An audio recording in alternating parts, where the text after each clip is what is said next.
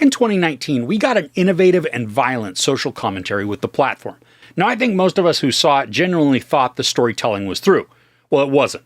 And now Netflix is releasing another, creatively titled The Platform 2. So should you fill your plate on this one, or just let it pass by? As a mysterious leader imposes their rule in The Platform, a new resident becomes embroiled in the battle against this controversial method to fight the brutal feeding system. But when eating from the wrong plate becomes a death sentence, how far would you be willing to go to save your life? Alright, so before beginning this, I was definitely in the camp of why is there a sequel? Does this even need to be made? But now, after seeing it, the premise of this second movie is entirely like the first. A massive vertical holding pen houses people, 2 to a level, where food is placed on a platform and then descends each day from the very top level all the way down to the 333rd level, where, in a perfect setting, the people on each level, they only consume the food that was placed specifically for them, allowing everyone to eat and be nourished. But because this is a dystopian story, and we know humans exist, the perfect setting, it's never realized, and we get to watch greed play out in monstrous ways. Now, if you watch the first film, just about everything in this one will not be unique or new. We get to see inhabitants struggle, starve, go insane, and then fight, all in order to exert control or a sense of order. And we get to watch and hear pleas for humanity. Those that attempt to appeal to just the best part of a person. Sometimes that works, and other times it just leads to all-out chaos.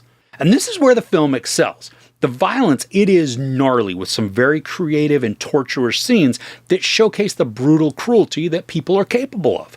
I also loved that mixed within the violence is this biting social commentary aimed at examining how some feel they are being benevolent or just by carrying out punishments, exerting force to maintain order, which ideally would then lead to peace. But that contradiction of using violence to instill peace, I think it's darkly humorous, and within the storytelling, it really works to craft some very harrowing situations. I appreciate how the film allows us to feel the passage of time. I mean, the scenes, they blur together and they overlap with actions, allowing us to witness people unraveling into madness or just simply withering away due to starvation.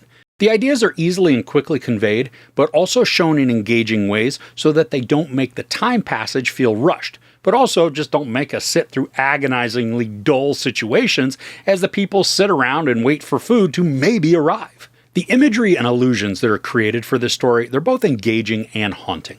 As we watch bodies and items tumble down the massive hole between floors, there's a sense of flushing away anything that was no longer of value, be that trash or a person. There's also the imagery we get to see at the very bottom of the pit, with snarling and slow-moving bodies that approach whatever has fallen with this insatiable and immense hunger. And there are also visuals that are vague, but they're created to leave us with items that are open for interpretation. Now, most of these come at the very end of the film, creating either questions or closure depending on how you view it. I appreciated how the film tied itself with the first movie, and not just through the same setting and situations, but there are some key elements that directly link the stories, and they were both unexpected and executed well. Now, I'm still not sure this story was absolutely needed. I mean, aside from more, or at least different violence, and then the more direct focus on those that struggle for power, the situations are pretty much the same, showcasing the worst and sometimes the best of what people have to offer. I also like that the question is raised on whether an action in an environment like this can ever be altruistic, or if every decision contains some sort of personal benefit, meaning that each situation is inherently selfish, even though the person may not recognize it. Milena Smith and Hovik Kutskarian, and I am sure I butchered his name, so I apologize, but their dynamic as the lead story drivers, I thought it was touching and heartbreaking. As the story goes along, we learn more about them and why they're there. And I found my perception of them changing. They're both excellent at being enigmatic, keeping so much of their emotions and history locked away, forming this wall of protection through self-isolation. But the growth we also watch the duo experience, it's awesome. They go from being standoffish characters to ones I was completely invested in, dreading any negative outcome that they could experience thanks to how they endeared themselves to me through their slow emerging vulnerability and humility. Now, this is a pretty quick watch at 99 minutes, but it's incredibly tense once we reach the second half.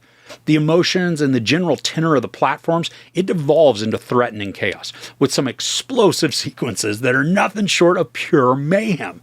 And thanks to the limited space of a floor, the melee is frenetic and brutal, with gnarly hand-to-hand close-quarters combat just choreographed amongst all the actors. And the camera puts us right into the fray, and it's frenzied and confusing, but we can feel the energy and the destruction that's taking place, maintaining this high level of intensity for the narrative. Now, overall, because there isn't much in the way of newness to this story, this isn't necessarily a movie to rush to experience. But if you enjoy dark morality plays and violence-filled social commentaries, this one executes on all cylinders. The plot is familiar and a retread of the previous film, but engagingly dynamic characters, along with awesomely choreographed brutal free-for-alls, that manage to keep the Platform 2 from becoming a limp and an ineffective repeat of its predecessor. Tight storytelling and a steady pace also keep this from becoming a slog, creating the right amount of anxiety and suspense to translate the pressured need for survival through the screen and onto us. There's not really any sex, or if there was, it was very hard to discern. There's some nudity, a lot of profanity, and then a ton of gruesome violence. I give the Platform 2 3 out of 5 couches. Alright, so did you enjoy the first movie? I'm curious to hear your thoughts on this one, especially in comparison to the first. Let me know in the comments below. If you enjoyed this review, please give it a like. Also, don't forget to share and subscribe. I'm Chris. This is Movies and Munchies. Thanks for couching with me.